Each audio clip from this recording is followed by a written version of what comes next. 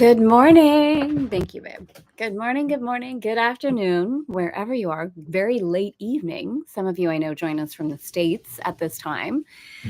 Welcome to Elegant Femme's Guide to A Course in Miracles, Chic 365. If you are brand new, please say hello. Let us know that you're here. Let us know what called you to this space. And if you've been around, which I know so many of you have, whether you're here with me live or watching the replay, welcome back. Welcome back.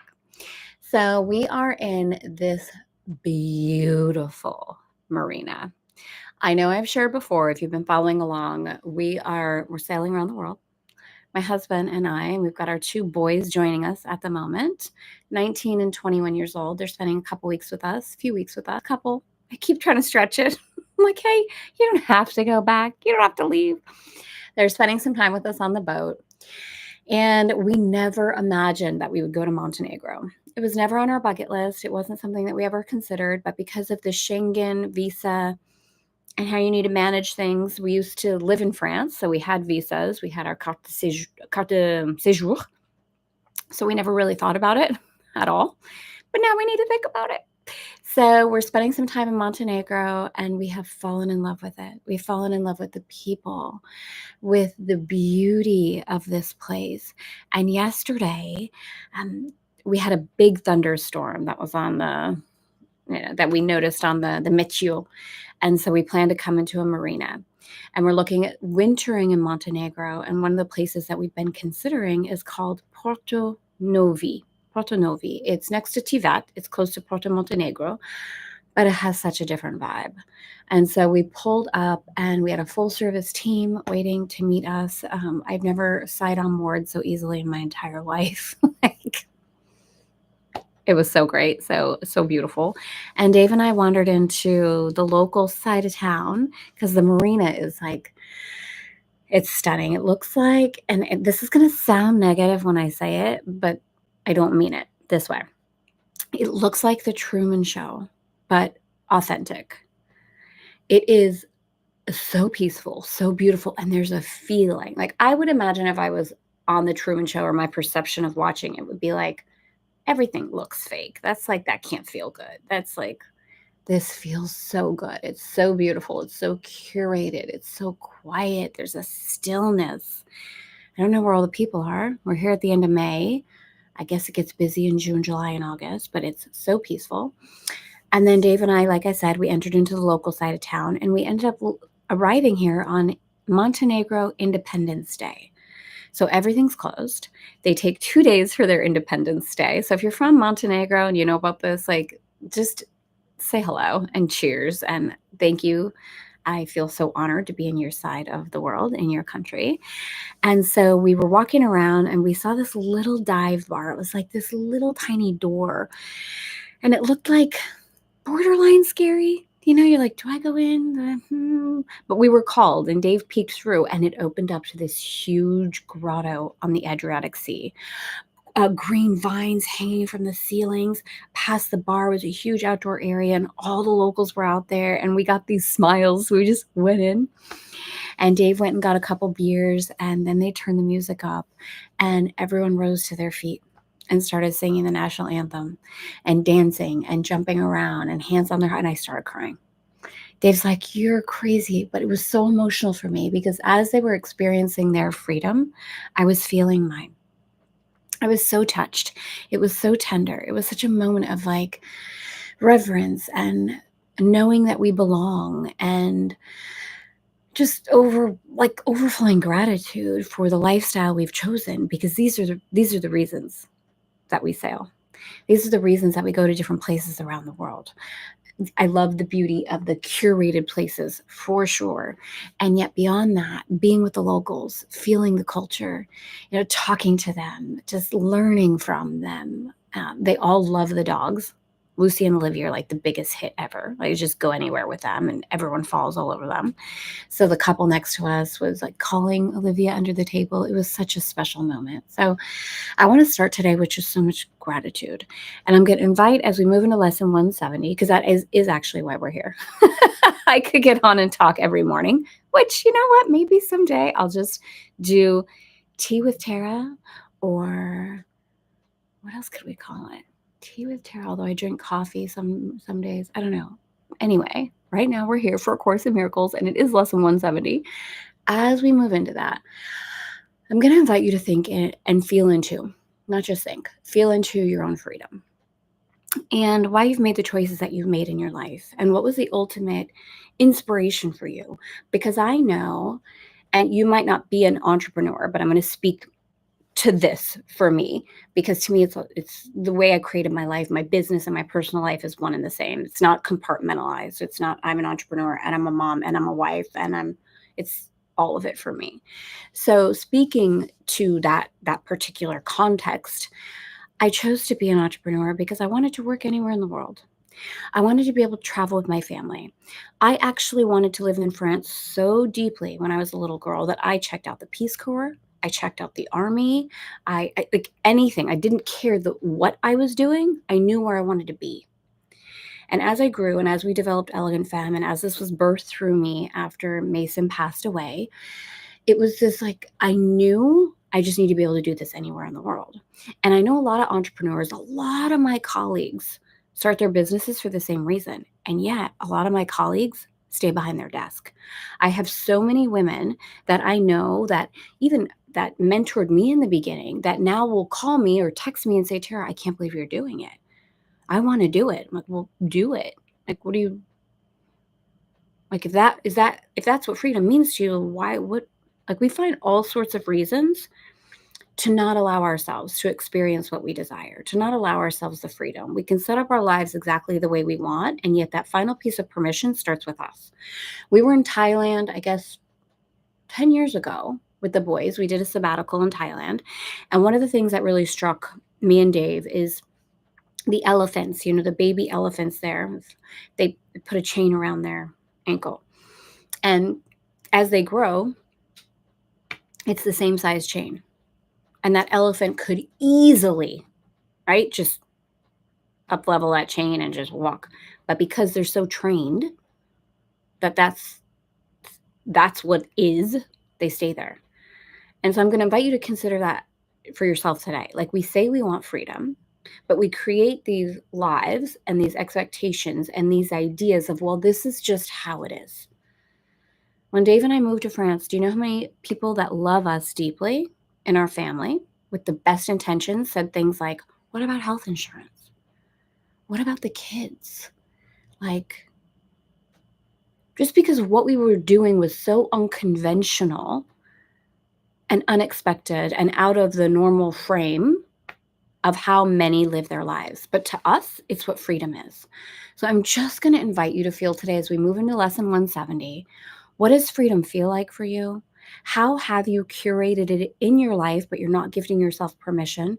And or what potential conversations do you require to have inside of you to really live the beautiful soul-led life that's calling you?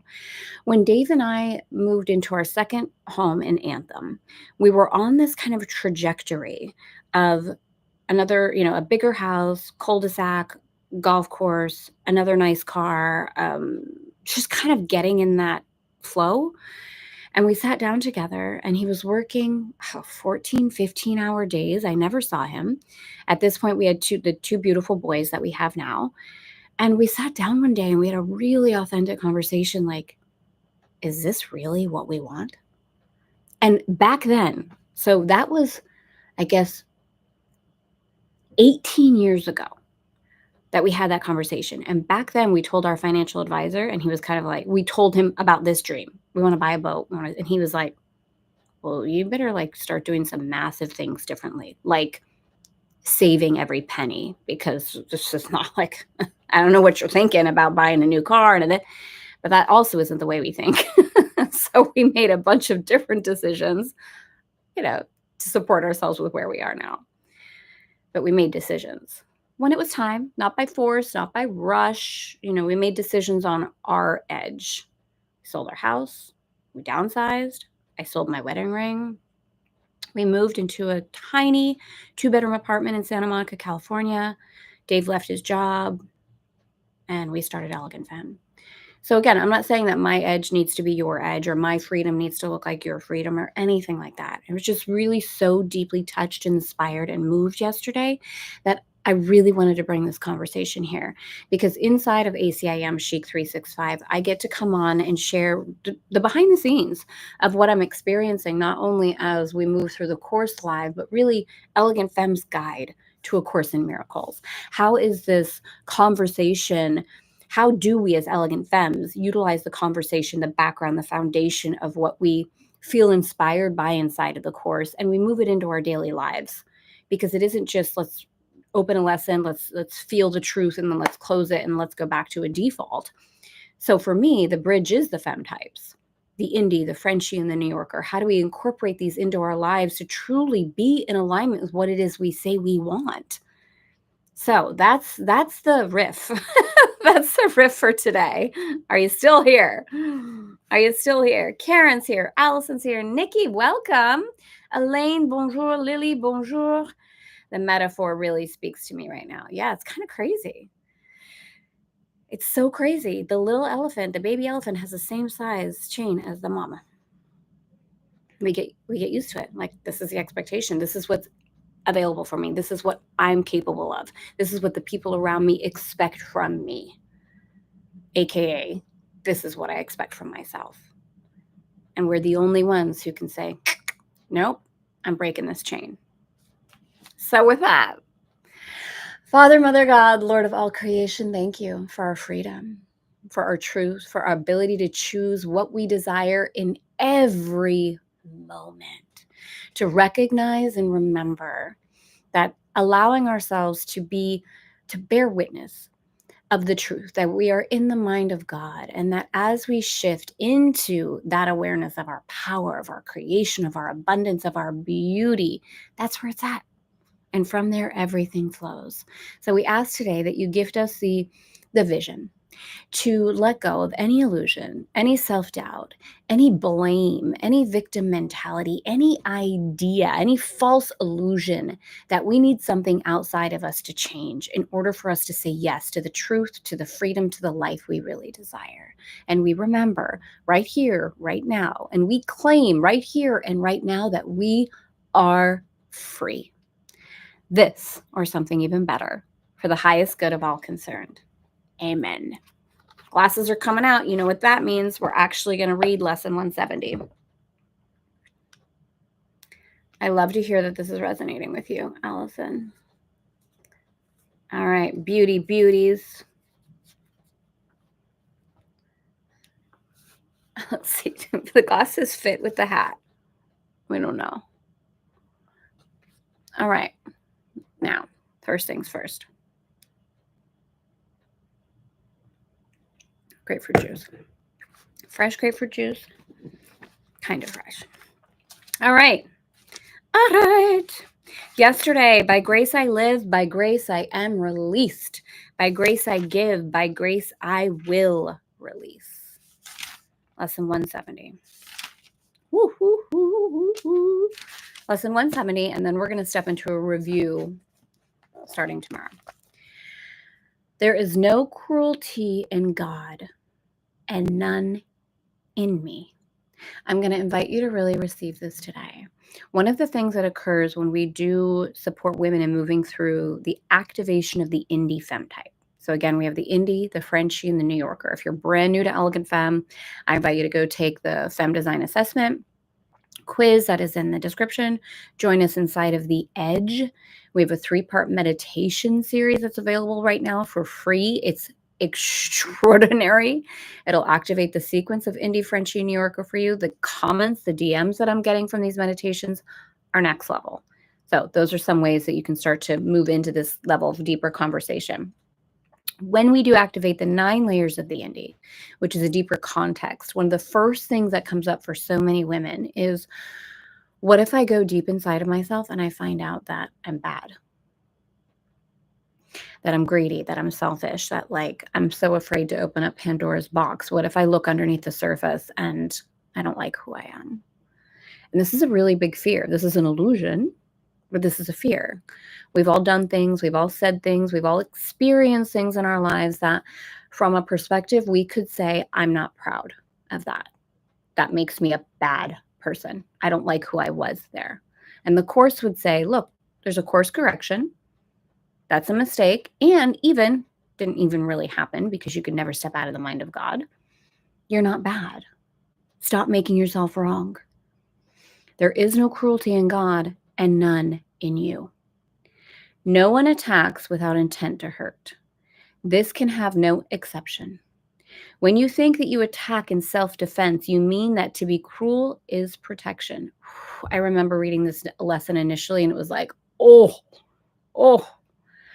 you are safe because of cruelty. This is the misbelief. Okay, this is a misbelief. You mean that you believe to hurt another brings you freedom. Ooh, interesting that we would talk about freedom right now. And you mean that to attack is to exchange the state in which you are for something better, something safer, something more secure from dangerous invasion and from fear. How thoroughly insane is the idea that to defend from fear is to attack? So we're going to get a little words, meaning when I say lots of words, it means my expression of the Course moving through some things that could be perceived, at least initially, as like potentially challenging to understand or to receive. So we'll see if that's the case. You mean that you believe to hurt another brings you freedom, and you mean that to attack is to exchange the state in which you are for something better, safer, more secure from dangerous invasion and from fear. Speaking to the way with which we often justify our own attack. They hurt me. They did something wrong. They said something that isn't true. They are not being XYZ. Therefore, in order for me to protect myself, I have to counterattack. That's what it's speaking to. It's saying that that's crazy, crazy illusion, but it's saying that that's the thought process that we've been taught. How thoroughly insane is the idea that to defend from fear is to attack. Here is fear begot and fed with blood to make it grow and swell and rage. And thus is fear protected, not escaped. Today we learn a lesson which can save you more delay and needless misery than you can possibly imagine. It is this: you make what you defend against. You make what you defend against, and by your own defense against it, is it real and inescapable. Lay down your arms, and only then do you perceive it false. Oh my gosh. Let's unravel this just a tiny bit. As always, receive your own inner knowing. Honor what it is that feels true to you. Have you ever had the experience where someone has really triggered you inside for whatever reason? They said something about you. They said a lie. They've misunderstood. You've been misunderstood, something, right? And you feel it rising up, right? You know what I mean?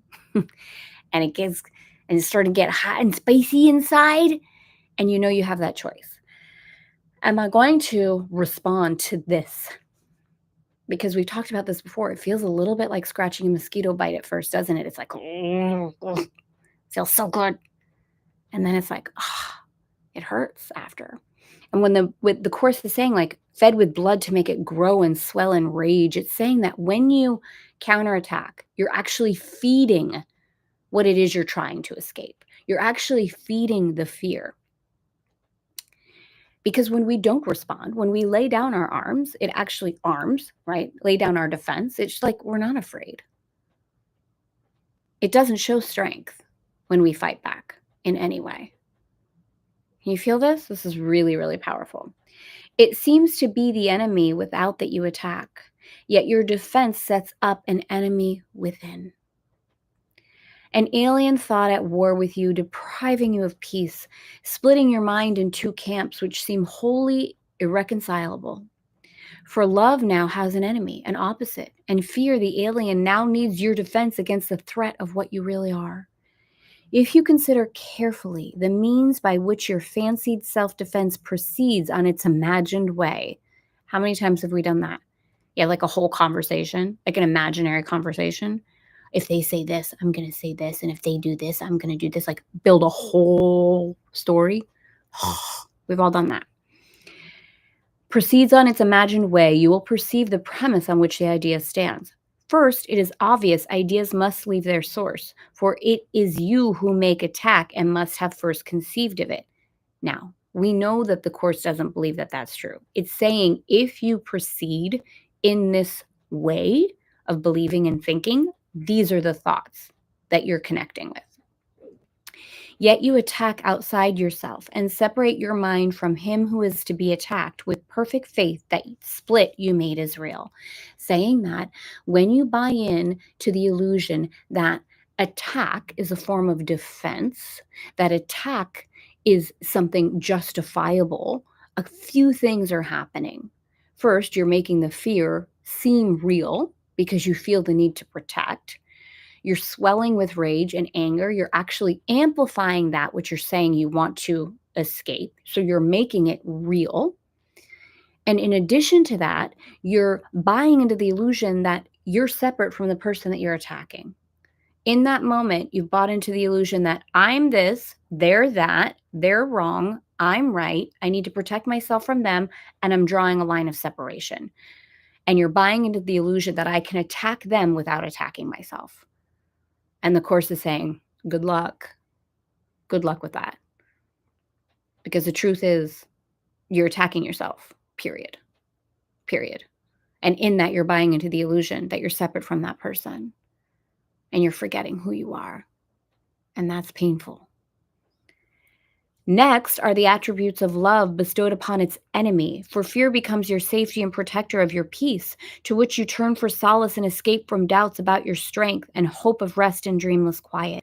And as love is shorn of what belongs to it and it alone, love is endowed with attributes of fear. For love would ask you lay down all defenses as merely foolish, and your arms indeed would crumble into dust, for such they are. With love as an enemy, must cruelty become a god. So again, it's talking about if you think this way, if you act this way, if we behave this way, if we buy into the illusion, these are the things we're actually believing. And they're not true. So it's doing its best in all the words to unravel this. And gods demand that those who worship them obey their dictates and refuse to question them. Harsh punishment is meted out relentlessly to those who ask if the demands are sensible or even sane. It is their enemies who are the unreasonable and insane, while they are always merciful and just.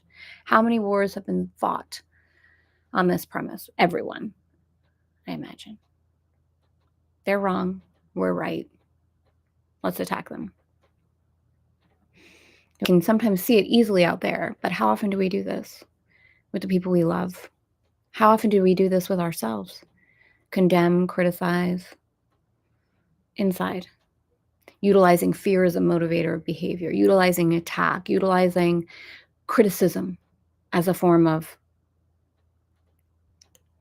crazy intention that it's going to actually rectify something. Today we look upon this cruel God dispassionately, speaking about this line of thinking, and we note that through his lips are smeared with blood and fire seems to flame from him. He is but made of stone. He can do nothing. So many times I've talked about this. The personalization that comes through the Course is not one I resonate with. The gender of the he and all of that when it comes to God, when it comes to Jesus, when it comes to the Holy Spirit, using the gender of he, to me, it just really feels like an external thing. And even here, talking about when we behave this way, when we believe this, it's talking about he is the enemy outside. So let me see if I can shift the verbiage a bit and just see how it might land with you. So today we look upon this cruel God dispassionately. It's really talking about fear. It's talking about this way of believing. It's talking about buying into the illusion that attack is a form of protection, that attack is a form of safety, that attack is a way that we can feel safe in the world. That's what it's speaking of. So it's not speaking really of a deity in the way that many of us have been taught. Okay, so let's see how we can do this. Today we look upon this cruel God dispassionately, fear. And we note that through fear's lips are smeared with blood, and fire seems to flame from it. It's very intense visually. Like if I was to pick this up and go here, I'd be like, no, thank you. I don't know what the fuss about this Course in Miracles is, because that doesn't feel very miraculous to me. That feels horrible. Feels like a nightmare. That feels disgusting. But it's painting that picture specifically, because when we live in that space of fear, it's like an internal hell inside. We've all felt that. Like we're here to be super transparent with ourselves, right? And fire seems to flame from him, fear. He is but made of stone. It says he is but made of stone. Fear isn't even real is what it's saying. We get so afraid, we get so worked up, we do all these things to protect ourselves, we buy into illusions, we separate ourselves from love, and the Course is saying, but it's not even real. He can do nothing. We need not defy his power. He has none. Fear has none. It doesn't have any power unless we give it the illusion of power. And those who see in him, those who see in fear, in protection, in defense, in attack, their safety have no guardian, no strength to call upon in danger, and no mighty warrior to fight for them. This moment can be terrible. But it can also be the time of your release from abject slavery. You make a choice standing before this idol, the idol of attack, the idol of fear, the idol of protection. Seeing it exactly as it is. Will you restore to love what you have sought to wrest from it and lay before this mindless piece of stone? Or will you make another idol to replace it? For the god of cruelty takes many forms, and another can be found. Yet do not think that fear is the escape from fear. Like, don't be afraid of this, right? Like, oh my God, I'm so afraid. Like, oh my God, I didn't know I was doing this. This is like freaking me out. Now I'm afraid of the fear. No. Do not think that fear is the escape from fear. Let us remember what the text has stressed about the obstacles to peace. The final one. Ooh, I remember reading this. Okay, this is big. We ready for this? Ready for this? Deep breath. Receive. Activate that place inside of you that moves above and beyond the intellect that's like, okay, I'm just going to see what might be here for me. Miranda, welcome to the call. This is huge. This is a huge turning point, okay? I remember when I read this and I was like, what the? This is huge, okay? Let us remember what the text has stressed about the obstacles to peace. The final one, the hardest to believe, is nothing, and a seeming obstacle with the appearance of a solid block. Impenetrable, fearful, and beyond surmounting is the fear of God itself. Here is the basic premise which enthrones the thought of fear as God. For fear is loved by those who worship it, and love appears to be invested now with cruelty. Where does the total insane belief in God's vengeance come from? Love has not confused its attributes with those of fear. Yet must the worshippers of fear perceive their own confusion in fear's enemy, its cruelty as now a part of love. And what becomes more fearful than the heart of love itself? The blood appears to be upon its lips. The fire comes from him, meaning, now I'm going to read it the way they have it because this is the intensity of it. The blood appears to be upon his lips. The fire comes from him. So it's speaking about the misinterpretation that we're meant to fear God. If you've been raised in any kind of religious context, or maybe even not, can you relate to this? This twisted sense that we can unconsciously not even realize that we're going to be damned, that we're going to be sent to hell, that we become afraid of God. And now the Course says himself. I say itself. But seeing that God is the one we need to fear. And if we take it into the integration that we've been speaking about, that we're God, we end up fearing ourselves. We end up fearing love.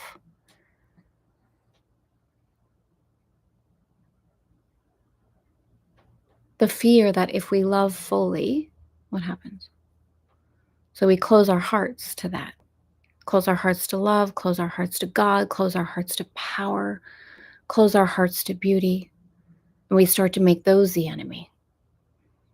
This is really big. Really, really big. And he is terrible above all else. The misunderstanding, the illusion that God is terrible above all else. That it's a punishing God.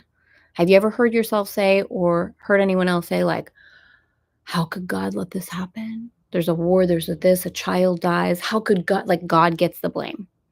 God's the bad one. We learn to fear that. You feeling this? It's huge. And he, and God, is terrible above all else, cruel beyond conception, striking down all who acknowledge him to be their God. The choice you make today is certain, for you look for the last time upon this bit of carven stone you made, and call it God no longer. You have reached this place before. To me, this is so tender. See if this awakens something inside of you. You have reached this place before, but you have chosen that this cruel God remain with you in still another form. Speaking to, like, we've all come up to this point before. Every single one of us. And we've chosen fear. We've chosen protection. And so the fear of God returned with you. This time you leave it there. You've arrived again at the crossroads. This time you leave it there. And you return to a new world, unburdened by its weight, beheld not in its sightless eyes, but in the vision that your choice restored to you. Now do your eyes belong to Christ. Now do your eyes belong to the light. Now do your eyes belong to love. Now do your eyes belong to creation. And it looks through you, and life looks through you, and love looks through you. Now your voice belongs to God. Now your voice belongs to life and echoes life. And now your heart remains at peace forever. You have chosen life in place of idols. You have chosen love in place of idols. And your attributes given by your Creator are restored to you at last. The call for God is heard and answered. Now has fear made way for love, and God itself replaces cruelty, and life itself replaces cruelty. Now the prayer today. God, we are like you. No cruelty abides in us, for there is none in you. Your peace is ours, and we bless the world with what we have received from you alone. We choose again, and we make our choice for all our brothers and sisters, knowing that they are one with us. We bring them your salvation as we have received it now, and we give thanks for them in whom render us complete. In them we see your glory. In them we see life. In them we see love. In them we see creation. In them we see beauty. In them we see power. And in them we find our peace. Holy are we because your holiness has set us free. And we give thanks. Amen. I literally remember reading this. I remember the feeling rushing through my body. I remember reading it again and again and again. I remember sitting in a pew in a church with my grandmother, just wanting to be a good girl, not wanting to go to hell, wanting to make the right decisions. What prayers do I do? What purpose do I serve? What do I say? What do I not say? How do I just be a good girl? Because it was from fear. I was petrified. So if you have had this experience before, if this resonates with you, I encourage you to really be with this today. Whether you want to reread it, whether you want to journal, whether you want to just sit in silence, whether you want to just ask, God, help me see the truth in this in a way that is in service of my highest good. And this is big. This is really, really big. This is really, really big. You're so much, feeling it so much, the divine timing, moved to tears. Yeah, this is a big one. Big, big, big. This is huge. This is huge. So again, just allowing it though, because again, it's not, we don't have to be afraid of it. Right? And the Course says that specific, don't be afraid of the fear. It's just like you can feel it's big, and it may be moving some big things through you at the moment. And you can still feel light in it. You can still be like, whoa, whoa, whoa, whoa, whoa, whoa. What part of me has been afraid of love? What part of me has protected myself from love? What part of me unconsciously has put a chain around my own ankle and bought into the illusion that I'm not free, that I don't have a choice, that I need to be trapped in order to be safe? Just considerations with expansion, with love, with lightness in your heart, with joy, knowing that all is already done. Because although the Course is saying you have a choice, which in the context of the physical world we do, the truth is, in the depth and the depth and the depth, we've already made the choice. We all already have made the choice because we are all still in the mind of God and we are whole. So there's nothing to be afraid of. Nothing. You can trust yourself. So with this, I'm sending you so much love for a beautiful day. If you haven't joined us inside the Edge, this may be a good time to allow the meditations to wash over you. If you have joined us, this might be a good day to re-listen to whichever one you would like to, that can just feel supportive to you. I don't know if everyone here has already received meditation number 3 or if you've gotten access to the bonus. The bonus is like really big. So with that, I love you all. Have a beautiful rest of your day, and I will be back here with you tomorrow for Frenchie Friday. Feel the grace, feel the beauty, feel the truth of who you are, which is love. I'll see you tomorrow. Thank you for being here.